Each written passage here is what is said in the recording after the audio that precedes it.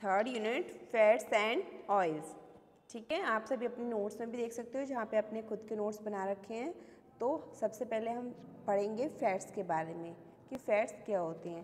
Fats are composed of solid triesters of glycerol. कि fats किससे मिलके बने होते हैं? सॉलिड ट्राइएस्टर्स। सॉलिड फॉर्म में ट्राइएस्टर्स होते हैं। कैसे? जैसे आपका ये कंपाउंड बना हुआ है, ठीक है, ये जो है कंपाउंड आपका सॉलिड स्टेट में है।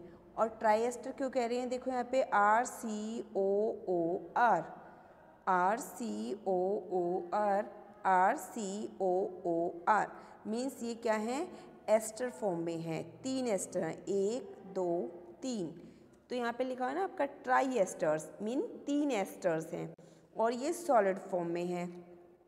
जैसे कि हम एग्जांपल ले लेते हैं आपके सोप की, साबुन जो होती है तो वो भी क्या है आपके एस्टर्स से बने मिल के बने होते हैं और सोप जो है आपकी सॉलिड फॉर्म में होती है। तो जो फैट्स होते हैं are composed of solid triesters of glycerol. Means ये जो ट्राइएस्टर बना है ये किससे मिलके बना है? ग्लिसरॉल से। और इसके साथ में क्या होते हैं? कार्बोक्सिलिक एसिड होते हैं। लेकिन जब फाइनली ये प्रोडक्ट बनता है, अगर ये रूम टेम्परेचर में सॉलिड फॉर्म में है तो हम इसे फैट कहते हैं। अगर यही कंपोजिशन रूम टेम्परेचर पे क्या होता है? लिक्विड फॉर्म में होता है ये ट्राइएस्टर, तो हम इसे ऑयल कह देते हैं। ठीक है, नहीं तो ऑयल एंड फैट्स जो होते हैं वो दोनों ही क्या होते हैं? ट्राइएस्टर्स होते हैं। किसके? ग्लिसरॉल के। ठीक है, किसका कंपोजिशन होता है उसमें? ग्लिसरॉल का विद कार्बोक्सिलिक एसिड। ठीक है, तो डिफरेंस कहाँ पे क्रिएट होता है? फैट्स एंड सॉलिड स्टेट पे। अगर सॉलिड फॉर्म में है तो वो फैट कहलाते हैं, अगर वो लिक्विड फॉर्म में है तो वो ऑयल्स कहलाते हैं। Is it clear? Second year समझ आ रहा है बेटा? Second year. तो यहाँ पे जो फैट्स हैं, फैट्स आर कंपोज्ड ऑफ किसके? सॉलिड ट्राइएस्टर्स के, ऑफ ग्लिसरॉल। ठीक है, नेक्स्ट अगर हम ऑयल्स की बात करते हैं, जो ऑयल्स होते हैं, oils are composed of liquid triesters. ये लिक्विड फॉर्म में होते हैं ऑयल्स। किसके?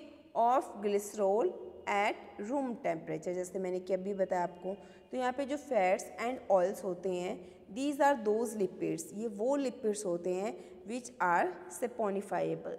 स्पॉनिफाइबल क्या होता है? स्पॉनिफाइबल एक प्रोसेस है जिसमें कोई भी आपका ये, चाहे वो फैट हो चाहे वो आपका ऑयल हो, ठीक है, स्पॉनिफाइबल प्रोसेस में हम उसे क्या करते हैं? सोप में कन्वर्ट करते हैं। कैसे कन्वर्ट करेंगे? हम इनकी रिएक्शन करवा देते हैं, किसके साथ? एल्कली के साथ। जिससे क्या हो जाता है कि आपके जो एस्टर्स होते हैं ये किस में कन्वर्ट हो जाते हैं? अल्कोहल में और एक मेटल सॉल्ट में। ठीक है, और उसमें हमें क्या करवाना होता है? हाइड्रोलिसिस प्रोसेस करवाना होता है, जिससे कि हमारे फैट्स एंड ऑयल्स जो होते हैं सेपोनिफिकेशन प्रोसेस के अंडर ये साबुन में कन्वर्ट हो जाते हैं। तो हम क्या करते हैं वहाँ पे? हम ट्राइएस्टर्स को अल्कोहल एंड मेटल में कन्वर्ट करते हैं, मेटल सॉल्ट में, जिससे कि वहाँ पे क्या हो जाता है, और हमें हाइड्रोलिसिस करवानी होती है किसी एल्कली के साथ, जिससे कि हमारे किस में कन्वर्ट हो जाते हैं? साबुन में कन्वर्ट होते हैं, जो हम रोजाना हम अपने घरों में यूज़ करते हैं, सोप। ठीक है, तो हम यहाँ पे कह रहे हैं कि जो फैट्स एंड ऑयल्स होते हैं ये वो लिपिड्स होते हैं which are saponifiable, while others such as steroids are non saponifiable. अगर हम ऐसे ही स्टीरॉइड्स की बात करते हैं तो वहाँ पे क्या होता है? वो सेपोनिफाइबल नहीं होते। इट मीन्स हम स्टीरॉइड्स को, क्योंकि स्टीरॉइड्स भी तो फैटी एसिड्स ही होते हैं ना, वो भी फैट्स एंड ऑयल्स की फॉर्म में होते हैं, लेकिन हम उनको सोप में कन्वर्ट नहीं कर सकते।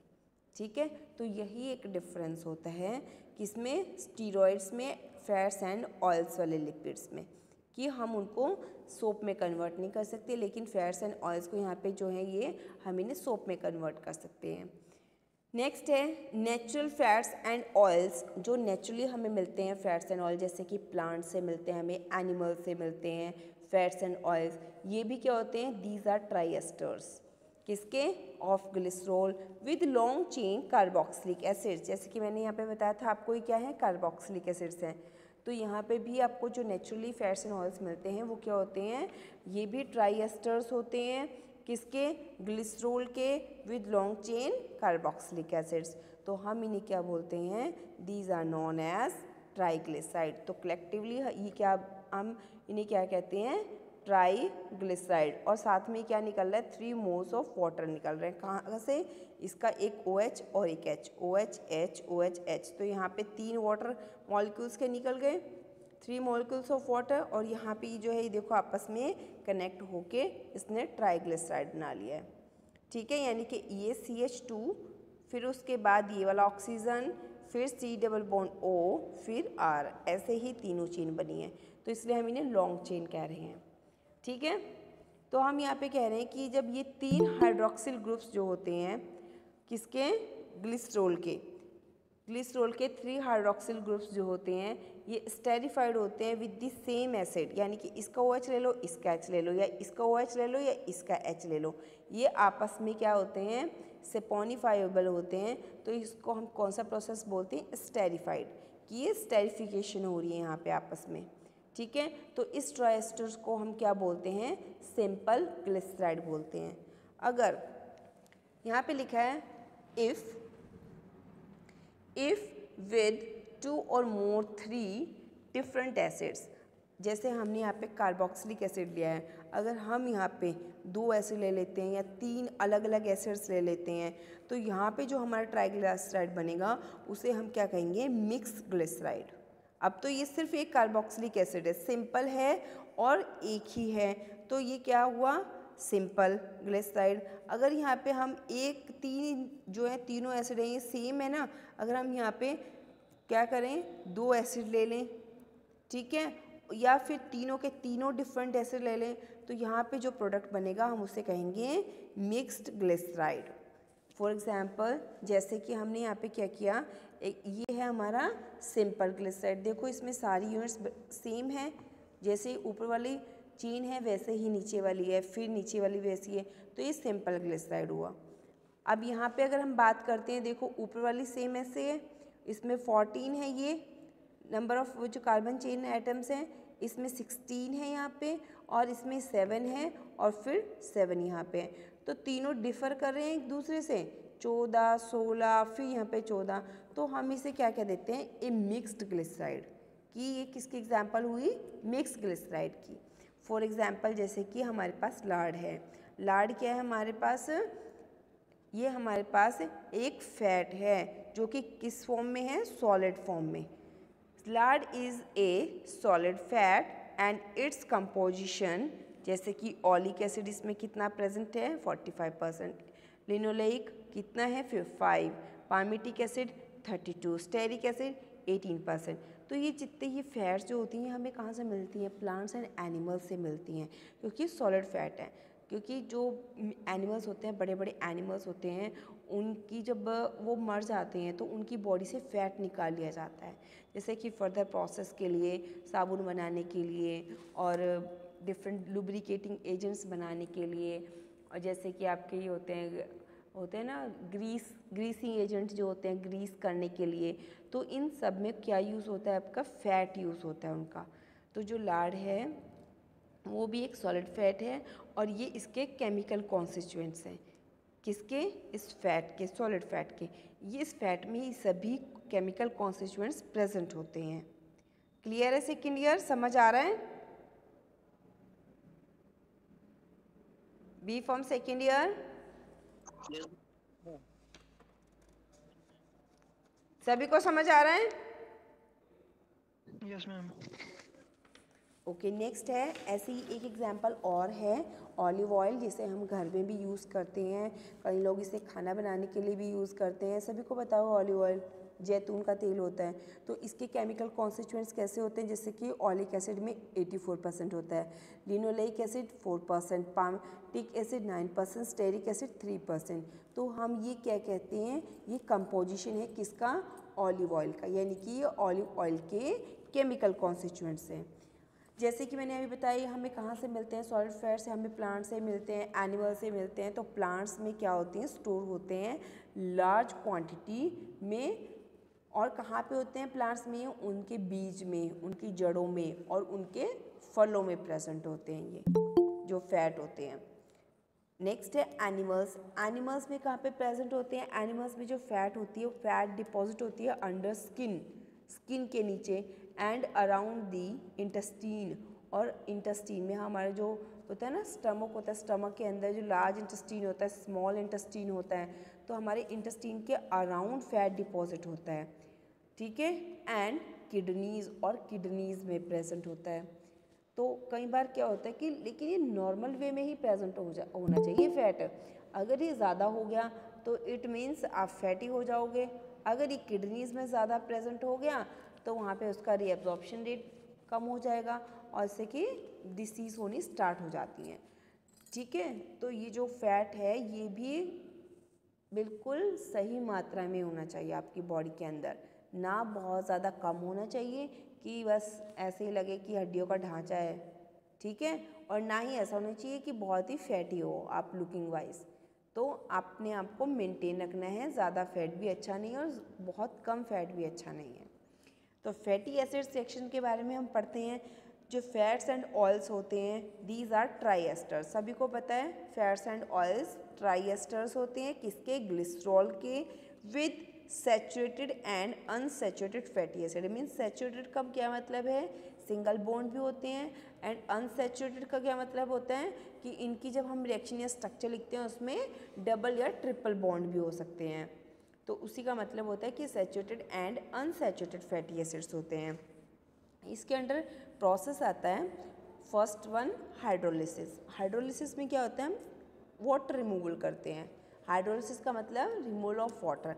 यहाँ पे ऑयल्स और फैट्स आर ट्राइएस्टर्स, ये ट्राइएस्टर्स होते हैं, ठीक है। इनको हम रेडाइली हाइड्रोलाइज्ड करते हैं बाय हीटिंग विद एसिड्स, मतलब हमने हीट अप कर रहे हैं और हम इसे मिक्स कर रहे हैं एसिड। जैसे कि आपने पीछे देखा अभी कौन सा एसिड मिक्स कर रहे थे, उसमें कार्बोक्सिलिक एसिड मिक्स कर रहे थे या फिर एल्कलीज मिक्स कर रहे थे। अगर हम एल्कलीज के साथ रिएक्ट करवा देते हैं ट्राइएस्टर्स की तो किस में कन्वर्ट हो जाते हैं? सोप में कन्वर्ट हो जाते हैं। अगर एसिड में रिएक्ट करवाते हैं तो ट्राइएस्टर्स मिल जाते हैं हमें, ठीक है। और इनको क्या करते हैं? बॉयल करते हैं, बॉयल विद सोडियम और पोटेशियम हाइड्रोक्साइड सोल्यूशन के साथ हम इसे बॉयल करते हैं। तो ये जो प्रोडक्ट्स मिलते हैं हमें, these are long chain fatty acids, बहुत ही लंबी लंबी चेन होती है जिसे कि हम कलेक्टिवली क्या बोल देते हैं? सोप, यानी कि साबुन, जिसकी वजह से आपका जो सोप है वो फ्रॉथ फॉर्मेशन करता है, वो झाग बनाता है उन लॉन्ग चेन की वजह से ही। And alkaline hydrolysis is refer to as saponification. और अल्कलाइन हाइड्रोलिसिस में भी कौन सा प्रोसेस फॉलो करते हैं हम? सेपोनिफिकेशन। मैंने अभी आपको बताया सेपोनिफिकेशन में क्या करते हैं, हम किसी फैट या ऑयल को हम क्या करते हैं? सेपोनिफाई करते हैं और या फिर उसे किसी अल्कली के साथ ट्रीट करवाते हैं जिससे कि हम उसे सोप में कन्वर्ट कर सकें। तो इस प्रोसेस को हम हाइड्रोलिसिस प्रोसेस भी कह सकते हैं और सेपोनिफिकेशन प्रोसेस भी कह सकते हैं।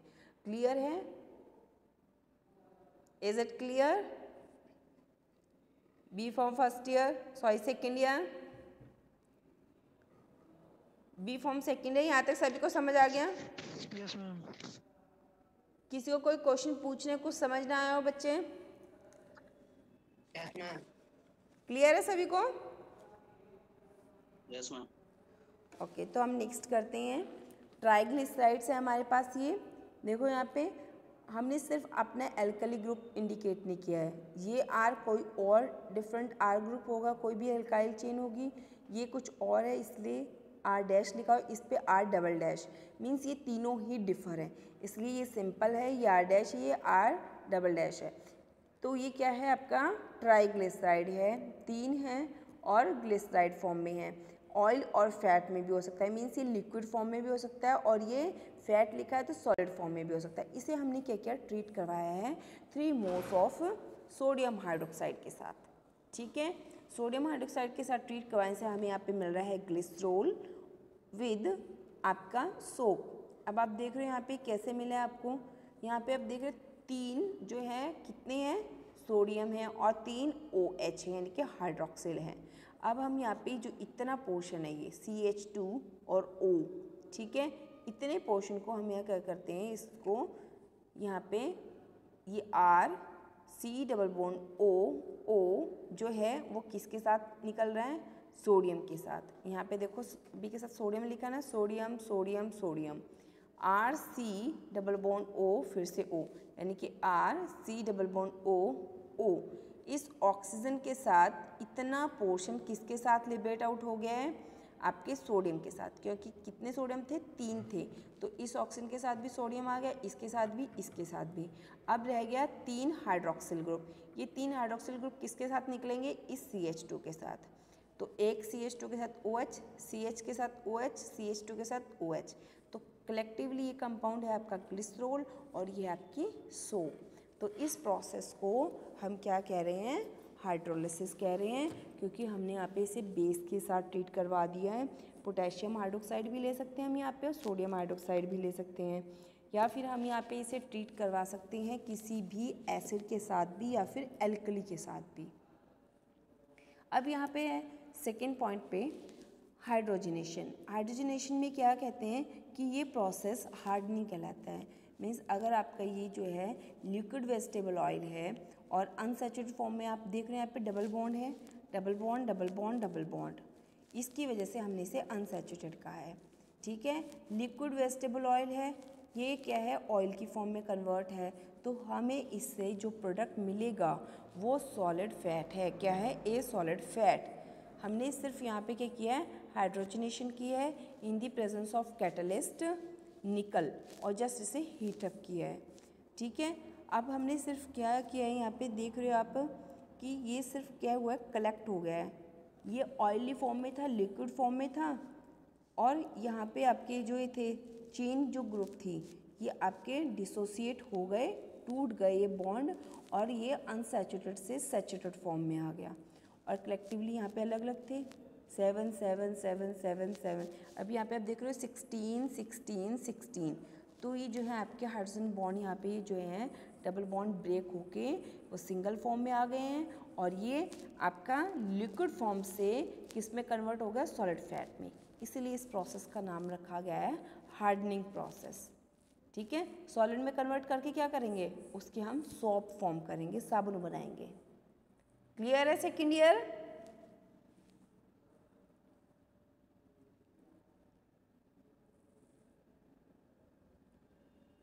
B Pharm second year, any query?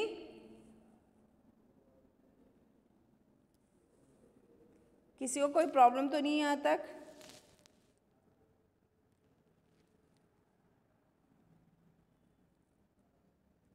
B Pharm second year, I am audible to all?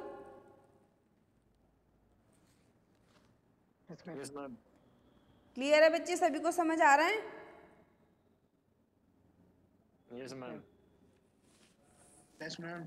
Okay बच्चे, नेक्स्ट है हाइड्रोजिनोलाइसिस। हाइड्रोजिनोलाइसिस का मतलब क्या है कि यहाँ पे हमें अपने ग्लिसराइल ट्रायलेट लिया था, उसे हमने किसके साथ ट्रीट करवाया है, ये आपका कैटलिस्ट है, इसकी प्रेजेंस में आपको लॉरल अल्कोहल एंड ग्लिसरॉल मिल रहे हैं।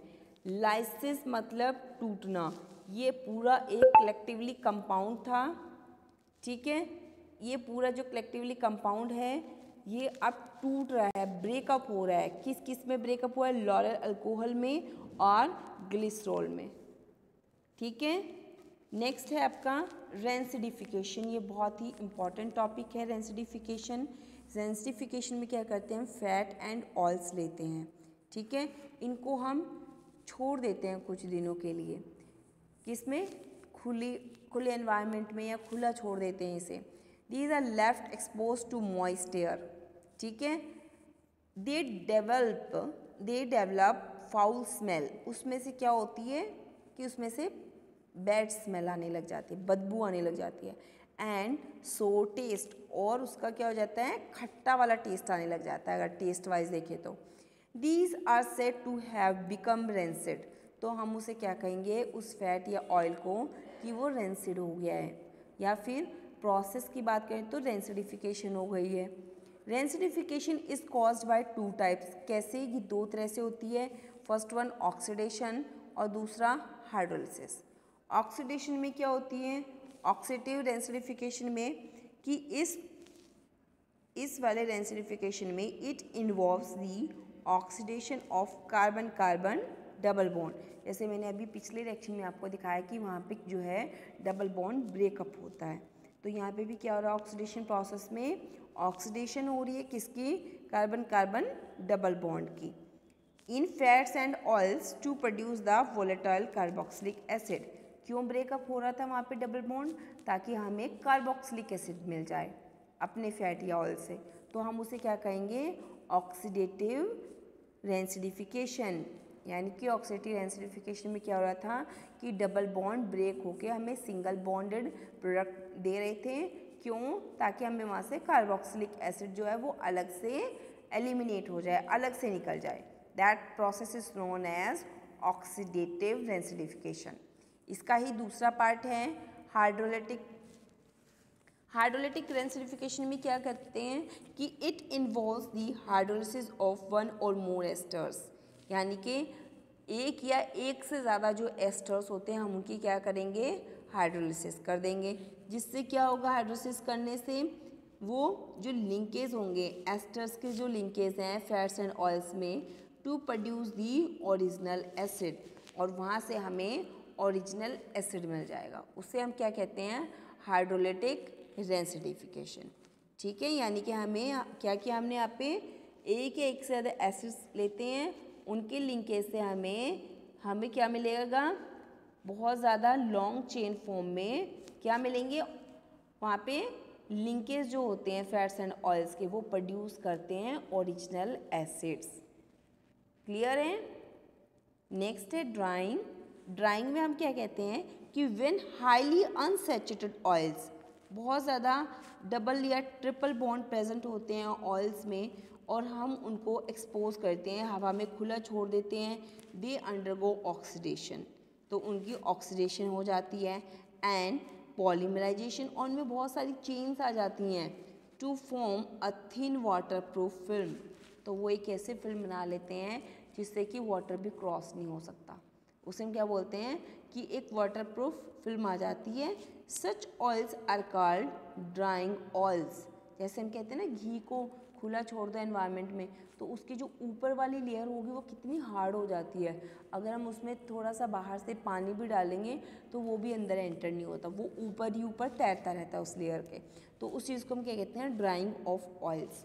जैसे कि लिंसीड ऑयल ले सकते हो आप, ठीक है। लिंसीड ऑयल, इसका जो केमिकल कॉन्स्टिट्यूएंट है लिनोलेइक एसिड है। इसका यूज़ कहाँ पे होता है, ऑयल बेस्ड पेंट्स, ठीक है, कि जो ऑयल बेस्ड होते हैं पेंट, आजकल पेंट आते हैं ना, जैसे दरवाजों पे पेंट करते हैं, वॉल्स पे पेंट करते हैं, और उनमें उनका जो बेस होता है वो वाटर ना होके ऑयल होता है, तो वहाँ पे कौन सा ऑयल यूज़ होता है, लिंसीड ऑयल यूज़ होता है।